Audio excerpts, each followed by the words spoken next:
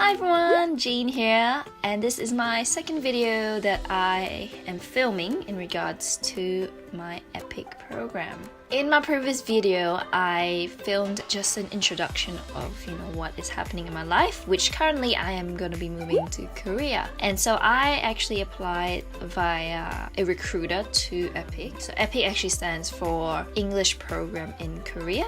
By the way, I actually did apply for EPIK and as well as the JET program, which is the Japanese English teaching program. Just kind of give you a brief outline on how long it took for me. I would actually suggest for those that are applying for the next intake in fall to apply earlier, because definitely if you apply earlier, you have a better chance of getting your preference. It's not guaranteed you'll get it, but it's more likely that you will if you apply earlier. I actually applied for the spring intake 2019, but I'll be going in March because of my graduation. So I don't graduate until the 19th of Feb, which I can't make it for the main intake, which is February 26th. So I'm very, very grateful that I still get to go to Korea, even though I haven't graduated and I haven't, got to go to the main intake, I still get to go to the late intake. What I have to tell you is, basically, intake for spring is on the 26th of Feb, and then there's late intakes, which is 26th of March and 26th of April. So that's for spring. And I think applications open August 2018.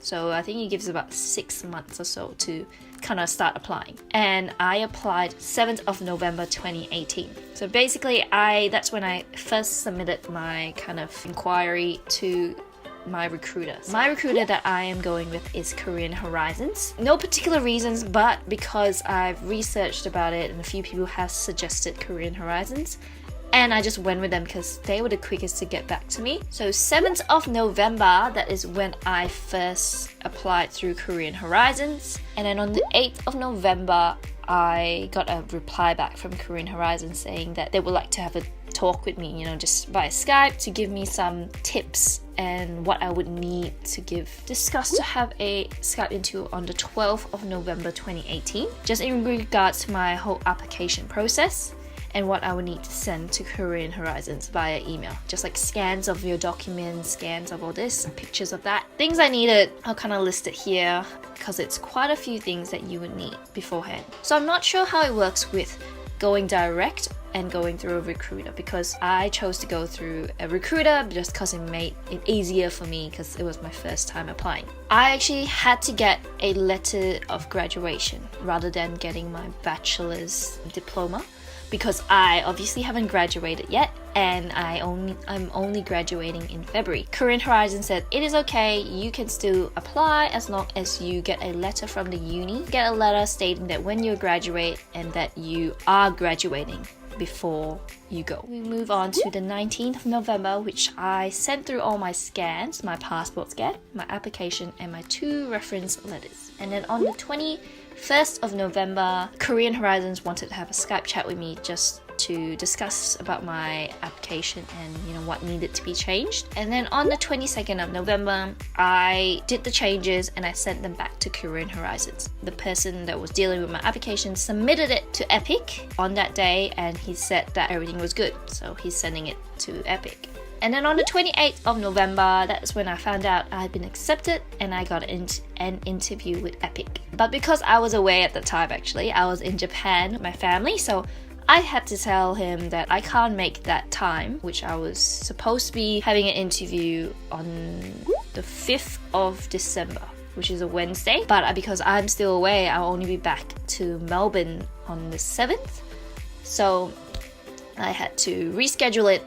And on the 3rd of December, Korean Horizons told me that they rescheduled it to the 10th of December. I guess I was really, really grateful for it because of the whole process and how I was away and how everything kind of went through with it. Another good tip is to join a group. I think groups definitely have a lot of people in there that are willing to share about their experience as well. And then so Korean Horizons on the 9th of December said that we should have a practice interview. I did a practice interview with Korean Horizons for about an hour, helping me, go through the questions that I have, or going through asking me a question and how I would respond. It was really helpful in that sense because I kind of didn't know what they were gonna ask, and even with the questions that he gave me, I didn't know what I was like how I should answer it and stuff like that, but he gave me more tips. 10th of December was the interview that I had, and it was at 4 p.m. Australian Eastern Standard Time, and it was Korean time, which was 2 p.m. And my interview went for about 31 minutes. I was very surprised at how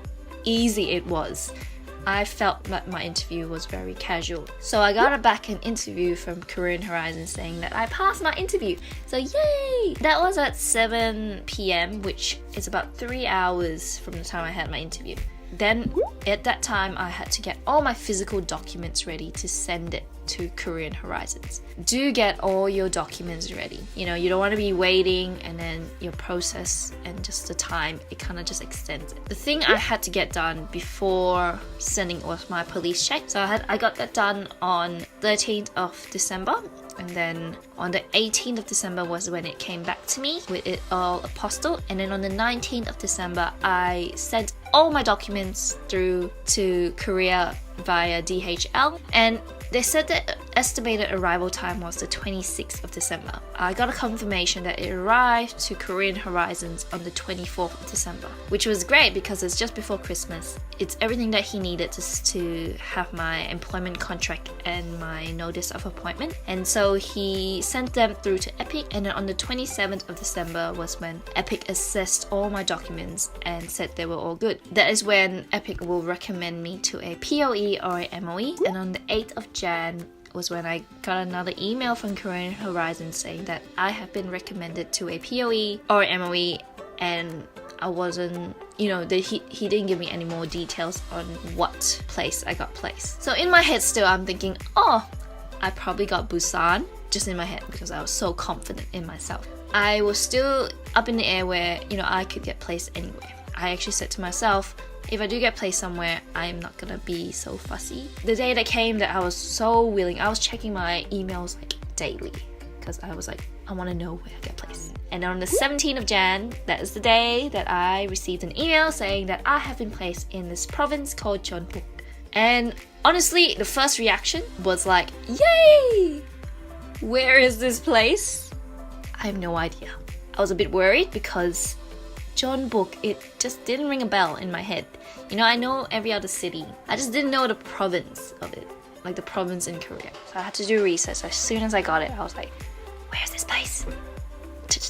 And I was a bit worried because it's not rural in a sense, but it's semi-rural compared to Seoul. And I know, if you guys know Seoul, you know, Seoul is a place where it's party city. But nonetheless, I'm still very grateful for where I got placed. That was my whole timeline. So now I'm just kind of waiting for my notice of appointment so I can apply for my visa. So as soon as I apply for my visa and I get everything, I'll be booking a flight to Korea. So hopefully, I think I'll be leaving 21st of March because I start on the 26th of March. So thanks for watching my video. Thanks for listening to my whole rant on the whole EPIK timeline. Hopefully it does help some people in, you know, deciding when they want to apply. And so yeah, if you do have any questions or if you have any queries in regards to the whole application process, feel free to message me via, I guess, the comments or even just my Instagram handle down below, so you can contact me if you have any questions. This is especially for those Australians applying to EPIK. I don't really see many videos about Australians applying to EPIK and how the whole process works. We'll try my best to help you guys out because it'll be fun to be able to see more Australians going over to Korea and having this whole experience. Thanks again for watching. I hope you enjoyed this video, and hopefully I have more videos coming up soon when I do go to Korea. So I'm not sure what the next video is gonna be, but yeah, thanks again, and I'll see you guys next video.